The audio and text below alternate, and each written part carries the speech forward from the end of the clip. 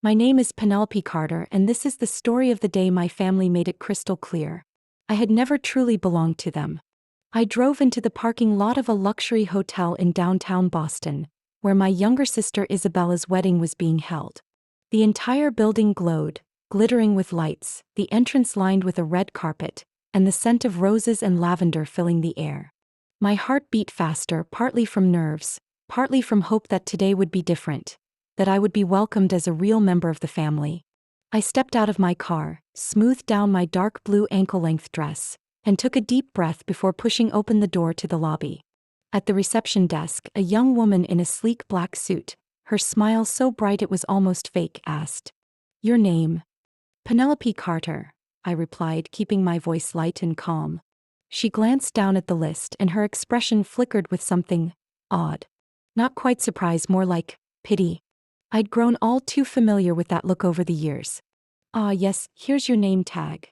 She handed me a small card with cursive letters. Then, almost hesitating, she pointed toward the end of the hallway. "Your table is outside the main reception area." I blinked, not yet processing it. "You mean, not inside the ballroom?" Her smile stiffened slightly. "Yes, just out there near the coat racks. They say there are invisible slaps that hurt more than any words." This was exactly that. I turned toward the seating chart hanging nearby. The 3 VIP tables closest to the stage were for my parents, close relatives, and Isabella's friends. Further in were the groom's friends, even his coworkers, all seated inside. My name sat alone at the bottom, completely outside the main layout. Swallowing the lump in my throat, I walked straight into the room to find my mother, Margaret Carter, busy adjusting Isabella's wedding veil. "Mom, I need to talk to you for a moment," I said, forcing my voice to stay steady. She only glanced over, answering impatiently, "Penelope, not now. Can't you see I'm busy?" "Just a minute." I just saw my seat. I took a deep breath. "It's out in the hallway." Margaret shrugged as if it wasn't worth discussing. "Well, we had to prioritize the closest family members at the main tables." I frowned. "Mom, I'm Isabella's sister. Aren't I your closest family?" My mother let out a soft laugh, the kind that sounded like dismissal. "Don't make a big deal out of it, Penelope.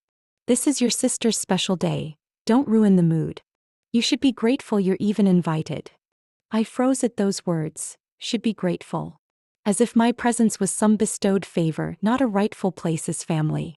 Isabella stood nearby, watching me with an expression I'll never forget, half smug, half amused. She tilted her head, her voice dripping with honey yet laced with thorns. "Sis, maybe the planner just made a mistake. Weddings are busy, you know. Lots of little details get overlooked." It sounded like she was defending me, but her eyes said the opposite. This was on purpose. I turned back to my mother, hoping she'd correct it. But Margaret only sighed. "Penelope, please. Don't draw attention. Just go to your seat. The food will be served soon." My father, Robert Carter, who had been silent until now, finally spoke in a tired tone. "It's just a seat, honey. Don't make it a big deal. Just a seat." Oh. This was a clear message. You don't belong here. I gripped the name tag tightly, its cold edge biting into my palm. Laughter and the clinking of glasses drifted from the main ballroom. Their world, not mine. I wanted to believe this was a mistake, but the smirk on Isabella's face and my mother's indifference told me there was no mistake. I stood still amid the cheerful chatter, but in my head, other sounds began to echo. The rustle of paper, the ticking of a wall clock, and the faint scent of old wood. 3 years earlier, on an autumn afternoon, I had returned to my parents' old home in the suburbs of Portland. I was 31 then, having just lost my job at an advertising firm, and had come to stay for a few days. Margaret said she was preparing a special dinner because Isabella would be visiting. As usual, all the excitement revolved around my younger sister. I wandered around the house to kill time. My childhood bedroom was still at the end of the upstairs hallway, but it no longer held any warmth of mine. The books were covered in dust, the curtains had faded, and the picture frame on the shelf leaned noticeably to one side. For some reason, I stepped into my mother's room. I had never gone through her belongings, but that day something small sticking out from the nightstand drawer made me stop. It was a wine-colored leather notebook, the corners worn, but the cover still carefully cleaned as if it was deeply cherished. I hesitated for a few seconds, then opened it. On the very first page, in my mother's neat handwriting, were the words, "Memories of Isabella." I flipped to the next page, then the one after that. Each line was filled with detailed stories about my younger sister. The day Isabella learned to walk, her favorite food, her best friend in grade school, her fear of the dark at age 6. There was even a list of gifts she had loved, the dresses she had worn, and notes about memorable things she had said as a child. I turned the pages faster, scanning each one, hoping to find even a small section about me. But page after page, there wasn't a single line, not a single word. It wasn't that I was lumped in with Isabella. No, I simply didn't exist in that notebook at all. Felt like someone was squeezing my chest. All those years I had tried to get my mother to notice me, all the praise I had memorized from hearing it given to my sister, all of it neatly captured in this book. And me, like I had never been her child. I remember sitting frozen on the edge of the bed, my fingers trembling as they touched the beautiful yet cold, cruel handwriting. When Margaret walked in, she wasn't the least bit startled to see me holding the notebook. "Ah, you found it?" she said casually, as if it were just an ordinary diary. "This only has Isabella in it," I said softly, my voice catching. She smiled, the kind of smile that made me feel foolish for expecting anything else. "Penelope, you've always been independent. I never had to worry about you the way I do about your sister. With Isabella, I needed to write things down so I could remember them later. But you're strong." Strong. That word had never comforted me.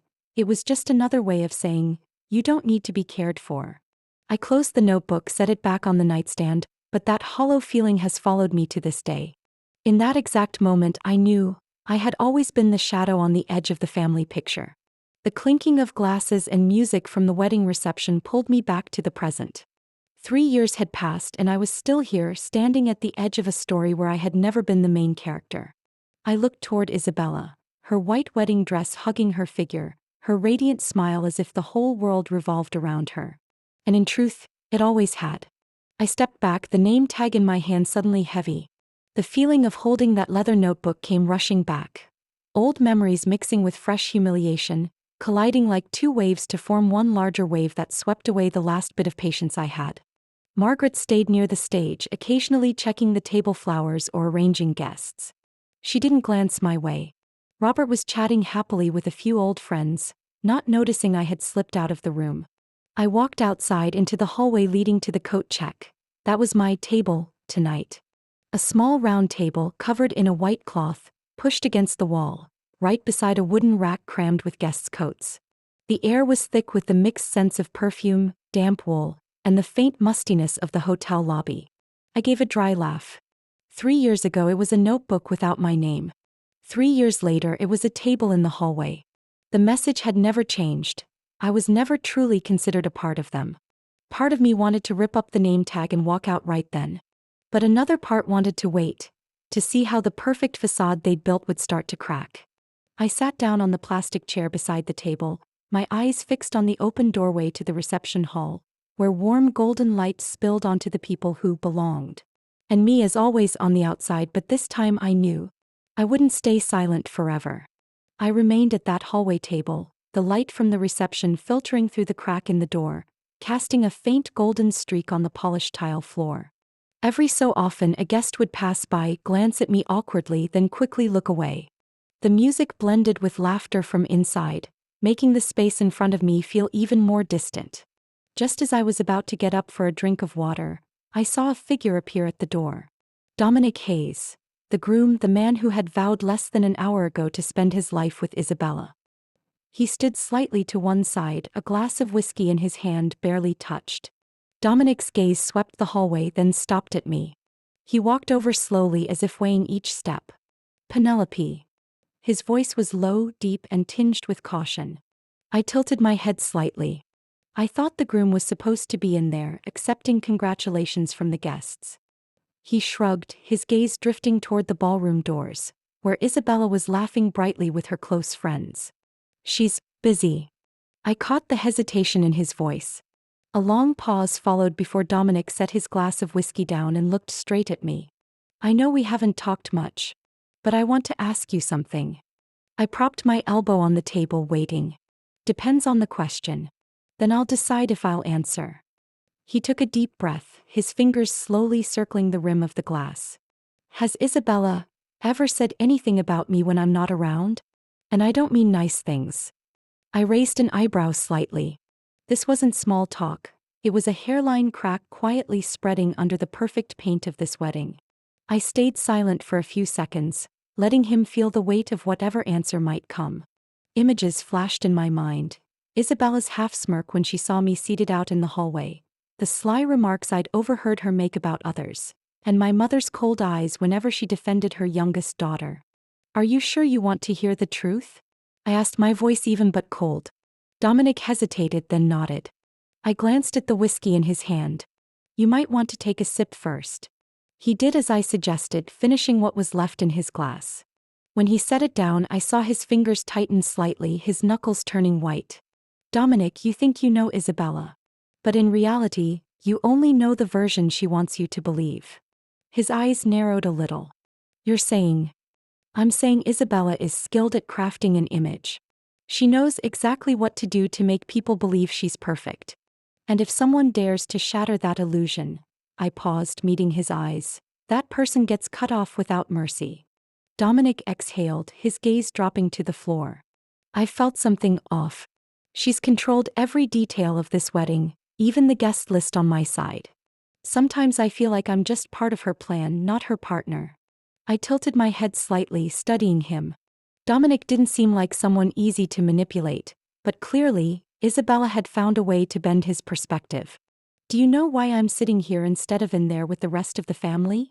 I asked quietly. Dominic looked up, his eyes flickering with confusion. I don't know. They want me to understand I don't belong there. And Isabella is the one behind it all. A spark of doubt flashed in his eyes, then shifted into something closer to realization. He turned to look at the ballroom doors, where Isabella's laughter rang out like crystal. But I suspected that sound no longer felt as pure to him. He turned back to me, his voice dropping lower. Penelope, if there's something you need to say, now's the time. I leaned back in my chair, my gaze never leaving him. Just remember one thing, what you've seen today might only be the surface. The deeper part will surprise you even more. He didn't speak, but the hand holding his glass trembled slightly. It felt as if I had just planted a seed of doubt in this man's mind, and I knew once it took root, nothing could stop it. Dominic stayed there as if trying to piece together the fragments of the picture he thought he knew. I was about to say more when a woman's voice spoke up behind us, making us both turn. Celeste Hayes, Dominic's mother, appeared, her platinum hair neatly pulled back, her emerald green dress radiating the poise of a woman well accustomed to being in control. Her gaze flicked over me for a moment before settling on her son. Dominic, I think you should see this. Her tone was calm but carried a pressure that was hard to describe. She held out her phone, the screen glowing, and handed it directly to him. Dominic took it, at first only curious, but after just a few seconds of reading, his expression completely changed. I stood still, but I could clearly see the words on the screen. Messages from Isabella to her best friend, her stylist, and even a few strangers whose names I'd never heard before. The words were sharp as blades. Celeste is exactly the type of rich old lady who thinks she's smart. As long as she signs the checks on time, we're good. Dominic is easy to control. He wants to prove he's not like his dad, so if you flatter him in the right way, he'll do anything you want. The plan's simple. A perfect wedding, a few years together, then leave with the share I want. Dominic stopped halfway through, as if he didn't want to believe what he was reading. But Celeste just stood there, her hands clasped in front of her, her eyes locked on her son. Do you think these are just jokes in a text? She said slowly. Words reveal how a person truly thinks. And I believe this is who Isabella really is. I caught the sight of Dominic swallowing hard, as if what he'd just read wasn't just words, but shards of glass cutting into his palm. I didn't know about any of this. His voice was hoarse. Of course you didn't, Celeste replied, her gaze as sharp as a knife. Because she built you a beautiful story to believe. But the truth is different. I didn't interrupt. This was a moment between mother and son, but I knew I was witnessing a piece of Isabella's wall starting to crumble. Dominic kept scrolling, and the more he read, the tighter his hand gripped the phone. Another message popped up. Just keep Celeste at just the right distance. Let her think I'm obedient, but never let her interfere with what I do. I heard him exhale sharply through his teeth. He handed the phone back to his mother as if he couldn't bear to hold it another second. Where did you get this? Dominic asked. Celeste slid the phone into her purse, calm and steady. Someone sent it to me. A guest who didn't want to see you get played. And I believe, not everyone would have the courage to bring this forward, especially on the wedding day. That made Dominic glance at me as if wondering whether I had something to do with it. I just gave a small shrug. I didn't need to confirm or deny. Truth carried its own weight. Celeste stepped closer, her voice low but cutting. Dominic, you can pretend you didn't hear this, but I can't. You need to decide, right now, if you want to keep living in the illusion or face the truth. He looked toward the slightly open door, where Isabella stood among her friends, glass of wine in hand, smiling as she chatted. That scene, I was certain, no longer looked as beautiful to Dominic as it once did. I saw his shoulders slump slightly before he turned to Celeste. Mom, if what I just read is true, then I married a stranger. Celeste placed her hand gently on his shoulder, giving it a slight squeeze. No, you married someone who's just very good at playing a role. And now, you have to decide how long you'll let her keep performing. I could feel a wave of silence spread between the three of us. But in that silence, I knew Dominic had just taken one step out of the circle of control Isabella had built around him. The only question now was, when the truth finally stood in the light, would he have the strength to break free completely? Just a few minutes later, the atmosphere in the ballroom shifted noticeably. A wedding coordinator approached Isabella and whispered something in her ear. Almost instantly, she glanced toward Dominic, then over at my mother, Margaret. I couldn't hear the words exchanged, but moments later, Margaret waved over a handful of relatives, including me, Dominic, and Celeste, and led us into a private lounge behind the main hall. The door closed, cutting off the noise from outside. The only sounds left were the hum of the air conditioner and the tense breathing of everyone in the room. Isabella stood in the center, still holding her posture as the perfect bride, but her eyes glinted with caution. Celeste was the first to break the silence. Her voice wasn't loud, but every word pierced straight through Isabella's carefully built facade. I think today's a good time to speak plainly. The messages I showed Dominic were yours. Margaret immediately stepped in, her tone tinged with irritation. Celeste, I'm sure there's some misunderstanding here. You know how stressful wedding planning is. People say things they don't really mean. Celeste turned to Margaret, her eyes like steel. No, these weren't slip-ups under pressure. This is how Isabella truly sees people, especially my son. Isabella let out a soft laugh, but it sounded more like a challenge. Do we really have to discuss personal text messages here? On my wedding day. Dominic spoke, his voice hoarse and slow. Wedding day or not, it doesn't change the truth. You said I'm easy to control, that you only married me to get money from my family. Was that a joke? Isabella turned to him, her eyes wide as if deeply offended. You believe that over me? Dominic, I'm your wife. My wife. Dominic emphasized, then shook his head. I've never seen a wife who planned to leave her husband before the wedding even happened. The air in the room seemed to freeze. Margaret drew in a sharp breath, about to speak, when a voice cut through and made everyone stop. Enough. I turned, almost not believing my ears. Robert, my father, the man who had spent his whole life avoiding conflict, was looking straight at Margaret. His voice was deep, steady. Margaret, you've been protecting Isabella for years. Covering up her mistakes, excusing the inexcusable. And now look at what she's become. Isabella whipped toward him, shock flashing across her face. Dad, you're taking her side. Robert looked at me, his expression stern but carrying something, almost like regret. Penelope was right. All along. I saw Margaret flinch slightly as if struck by an invisible hand. She shook her head repeatedly. Robert, you don't understand.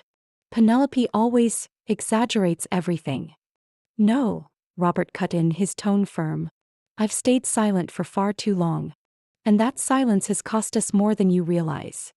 Celeste folded her arms, the corner of her mouth lifting slightly, clearly not surprised by Robert's reaction, but satisfied he had finally spoken. Isabella began to lose her composure. She stepped forward, pointing at me. This is all because of you. You've been jealous of me since we were kids. You've always wanted to drag me down with you.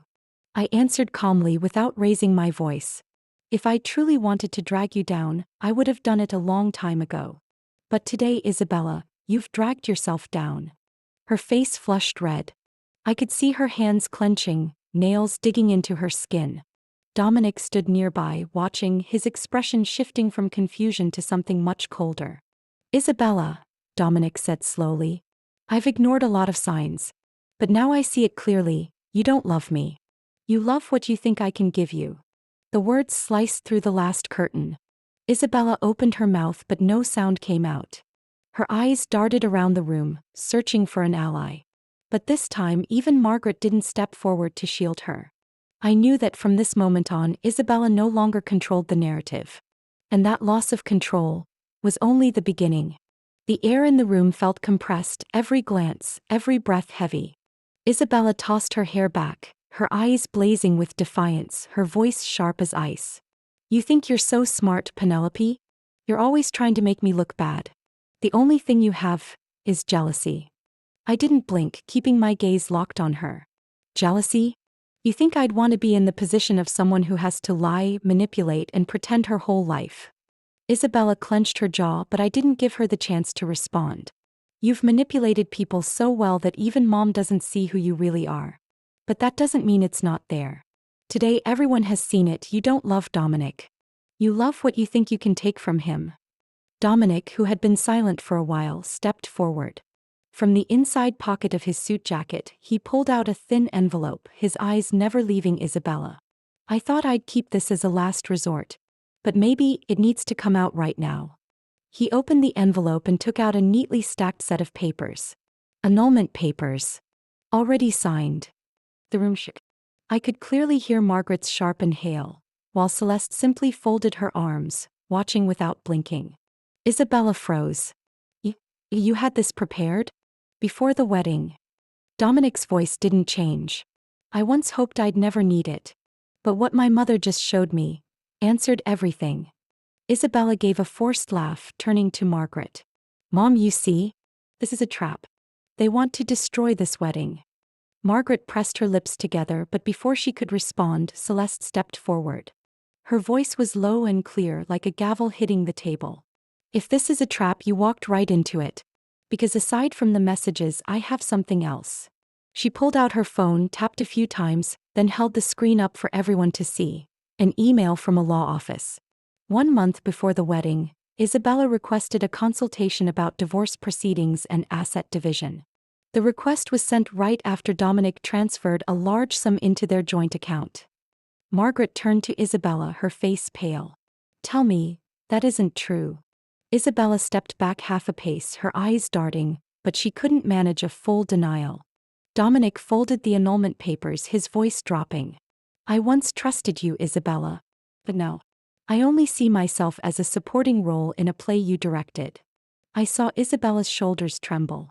She searched the room for sympathy, but no one moved toward her. Even Margaret avoided her gaze. I stepped forward, not to comfort her but to end this. You've always wanted everyone to believe I'm the outsider, the loser.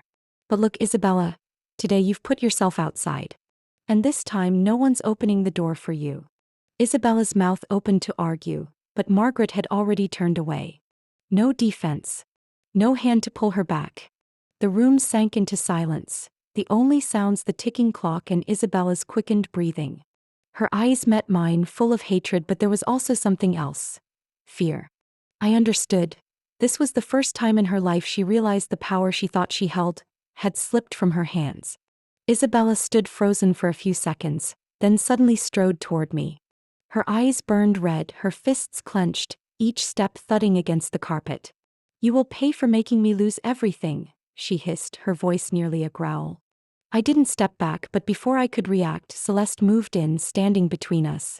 One hand shot out, blocking Isabella's swing with such force that she stumbled slightly. Enough, Celeste said, her tone low but sharp as a blade. You burned your own bridge. Don't think you can blame someone else. At that moment, the door burst open.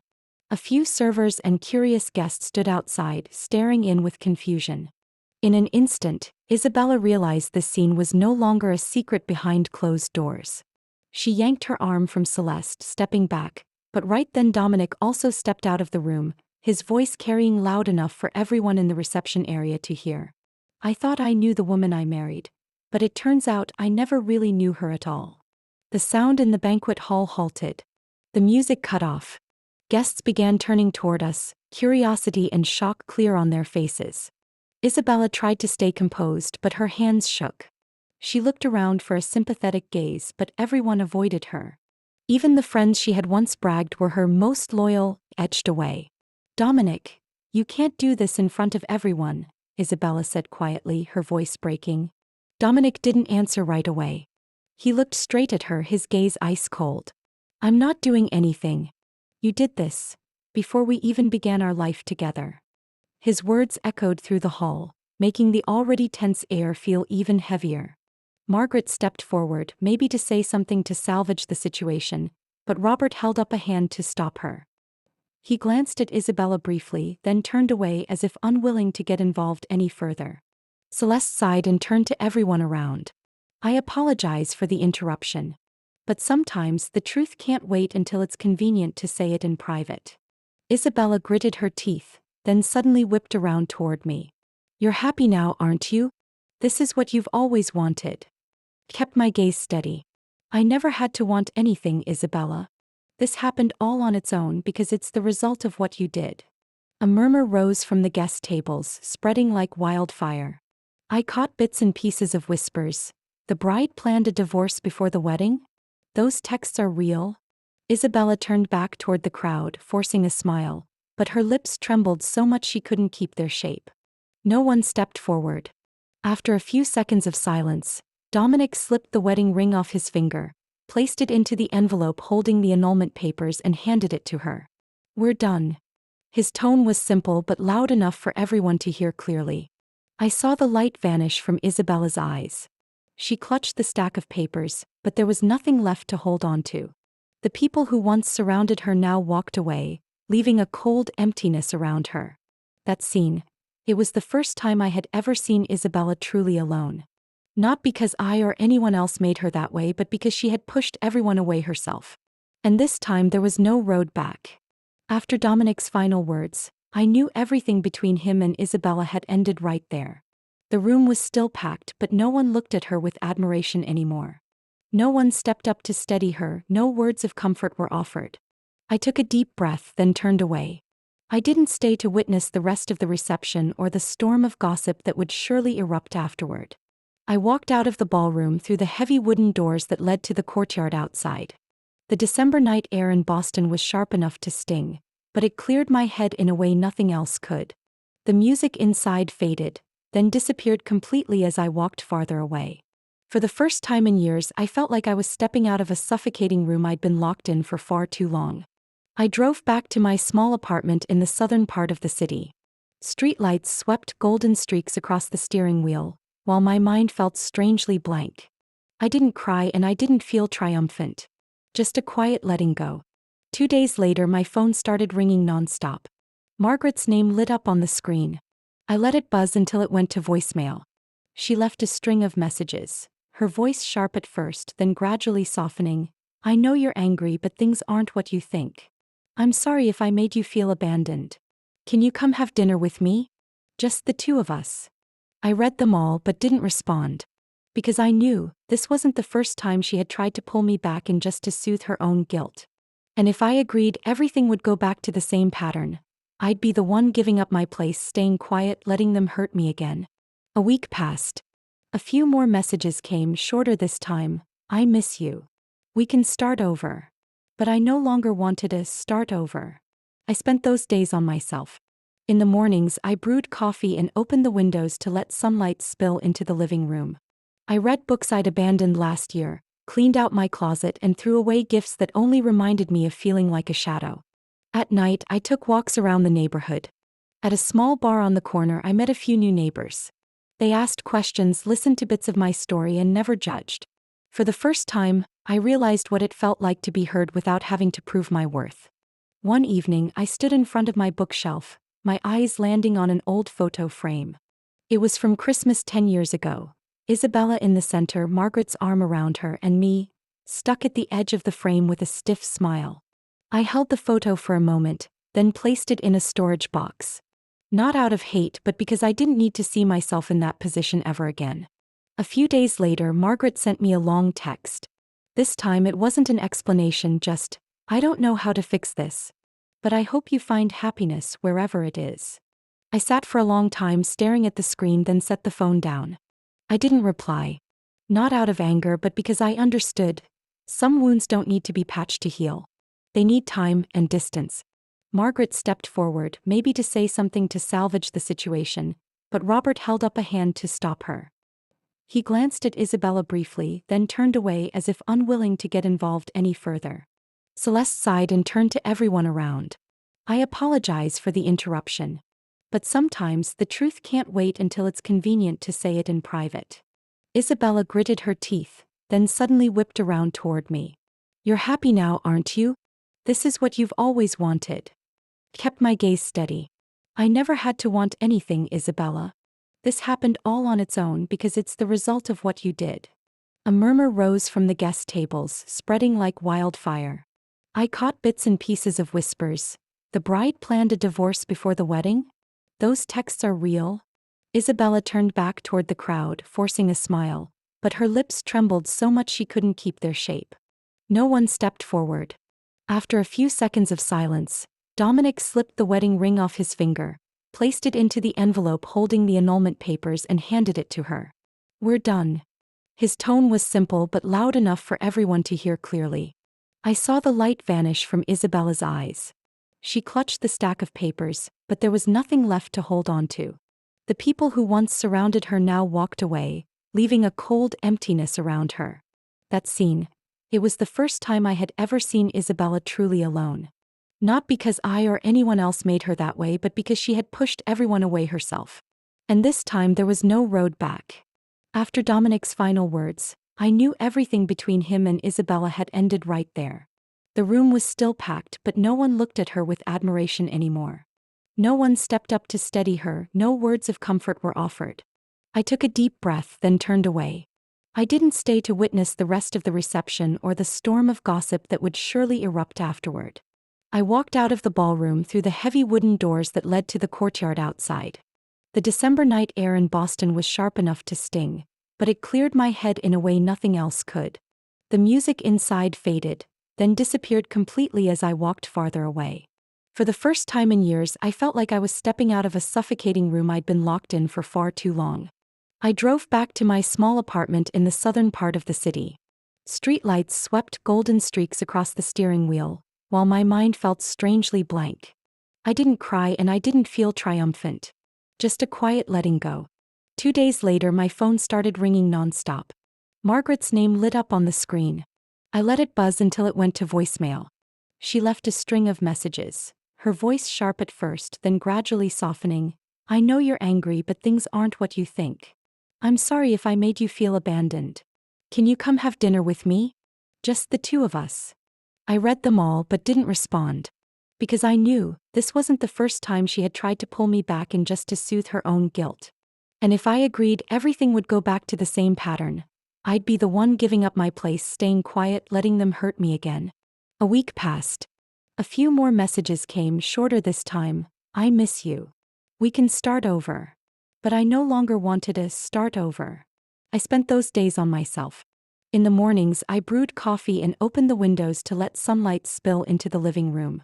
I read books I'd abandoned last year, cleaned out my closet, and threw away gifts that only reminded me of feeling like a shadow. At night, I took walks around the neighborhood. At a small bar on the corner, I met a few new neighbors. They asked questions, listened to bits of my story, and never judged. For the first time, I realized what it felt like to be heard without having to prove my worth. One evening, I stood in front of my bookshelf, my eyes landing on an old photo frame. It was from Christmas 10 years ago. Isabella in the center, Margaret's arm around her, and me, stuck at the edge of the frame with a stiff smile. I held the photo for a moment, then placed it in a storage box. Not out of hate, but because I didn't need to see myself in that position ever again. A few days later, Margaret sent me a long text. This time it wasn't an explanation, just, "I don't know how to fix this. But I hope you find happiness wherever it is." I sat for a long time staring at the screen, then set the phone down. I didn't reply. Not out of anger, but because I understood. Some wounds don't need to be patched to heal. They need time and distance. Margaret stepped forward, maybe about to say something to smooth things over, but Robert raised a hand to stop her. He glanced at Isabella, then turned away as if unwilling to be involved any further.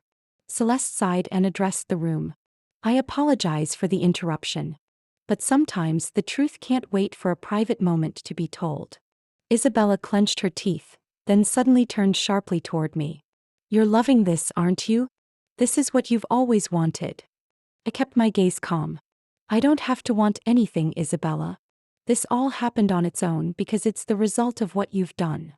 A ripple of whispers rose from the guest tables, spreading fast. I caught pieces. The bride planned to divorce before the wedding? Those texts are real? Isabella turned to the crowd, trying to smile, but her lips shook so much she couldn't hold it. No one stepped closer. After a brief silence, Dominic took off his wedding ring, placed it in the envelope with the annulment papers and handed it to her. We're done.